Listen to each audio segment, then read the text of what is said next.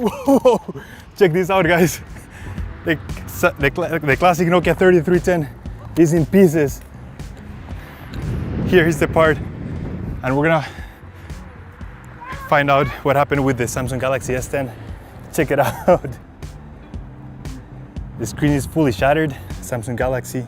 It feels really warm.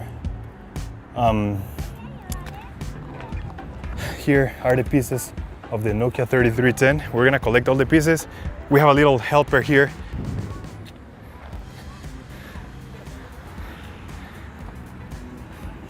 All right, guys, we're gonna get everything cleaned up and we're gonna see the final results. I'm gonna try to put the Samsung Galaxy and the Nokia 3310 back in place, and we're gonna see what happened with the phones. Here we have the classic Nokia 3310 and the remaining pieces. I'm gonna try to put it all back, and I'm gonna try to make a call to see if it still works. It's gonna be amazing if it works. All right, so here we have the Samsung Galaxy S10. This is after the drop. So as you can see here, the phone is fully dead. I tried connecting it to the computer, to the charger. It doesn't work, so no signs of life. It was a pretty hard hit for the Samsung Galaxy S10. So the phone is a little bit bent and the back is fully shattered. The front glass is also shattered, and no signs of life. I've tried everything. The phone, Samsung Galaxy S10, is fully dead.